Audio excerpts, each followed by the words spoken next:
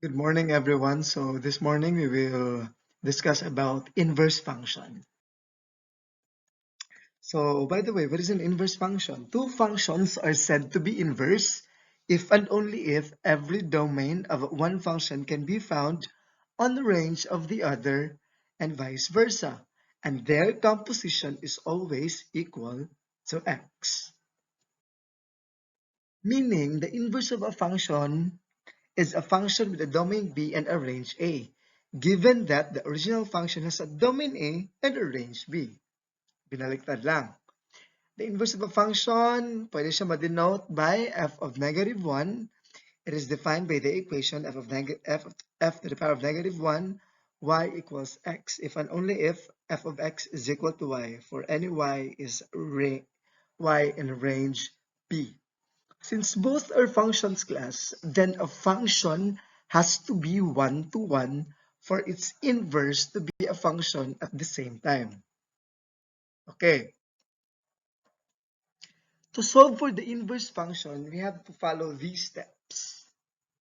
First, replace f of x with y, substitute x with y, and y with x.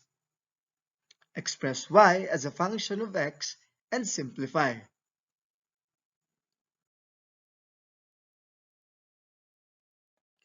Before we'll apply that procedure class, let's find the function of, let's find the inverse of this function. 3, 2, negative 9, 8, 0, 1, negative 5, negative 4. The inverse of that is, baliktarin lang, 2, 3, 8, negative 9, 1, 0, negative 4, negative 5.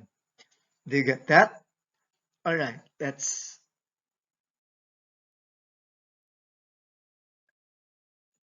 apply the procedures earlier. Find the inverse of the function f of x is equal to negative 2x plus 3. First things first, replace f of x with y. So f of x becomes y equals negative 2x plus 3. What's the second step? Substitute x with y and y with x. So now it see y equals negative 2x plus 3 becomes x equals negative 2y plus 3. What would be our third step? Express y as a function and simplify, meaning solve for y.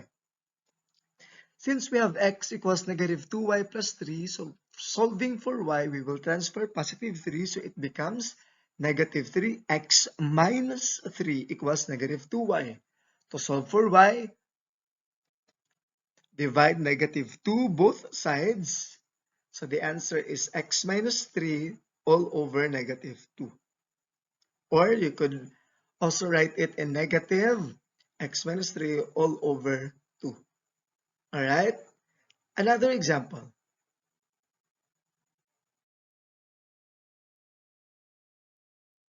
Find the inverse of the function f of x is equal to x squared minus 7. First step, again, replace f of x with y.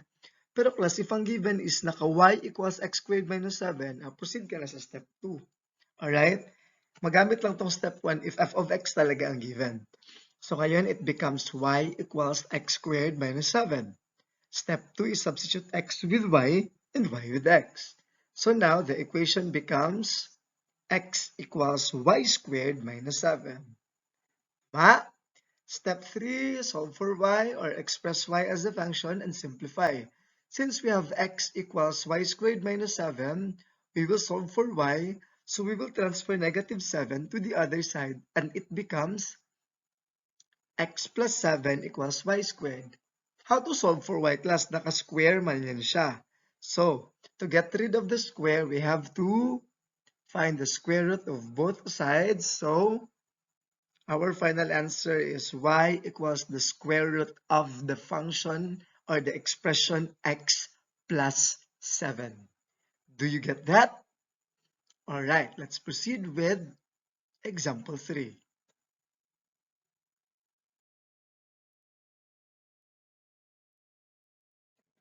Find the inverse of the function f of x is equal to the square root of the expression 2x squared minus 1. We may radical na. Since we'll follow the first step of x, so it becomes y equals the square root of 2x minus 1. Step 2, substitute x with y and y with x. So si y equals the square root of 2x minus 1 becomes x equals the square root of 2y minus 1. And over step 3, we will express y as a function of x and simplify. So ngayon, how to get rid of the radical? We will square both sides. So x squared and the square root of 2y minus 1 square. So it becomes x squared equals 2y minus 1. To solve for y, transfer negative 1 to the other side. So it becomes x squared plus 1. To solve for y, divide 2 both sides. So the answer is x squared plus 1 all over 2. Ayun. Let's have another example.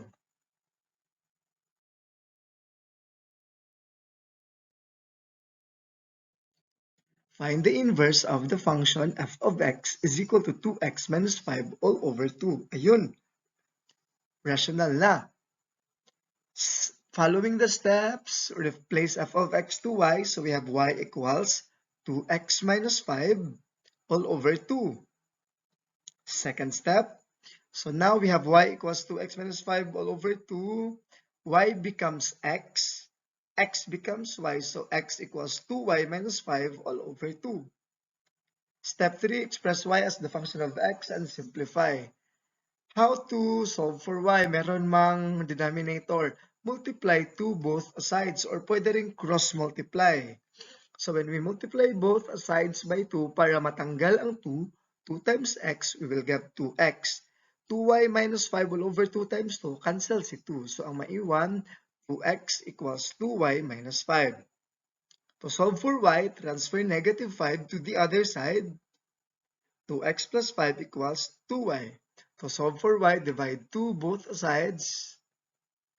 2x plus 5 all over 2 equals y.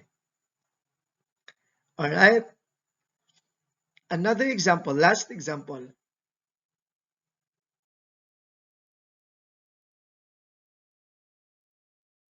Find the inverse of the function f of x is equal to 2 all over x minus 5. This time, class, rational siya pero ang x na sa baba. First step, so it becomes y equals 2 over x minus 5. Second step, si y equals 2 over all over x minus 5 becomes x equals 2 all over y minus 5. Third step, cross multiply. X times y, xy, x times negative 5, negative 5x. Tama? Ito yan plus x times y, we have xy. X times negative 5, negative 5x. Next, solve for y, transfer negative 5x to the other side, it becomes 5x plus 2. Solve for y, divide x both sides. So we have y equals 5x plus 2 all over x. Do you now know how to find the inverse of a function? Thank you for listening, Diamond and Pearl. God bless you. 감사합니다.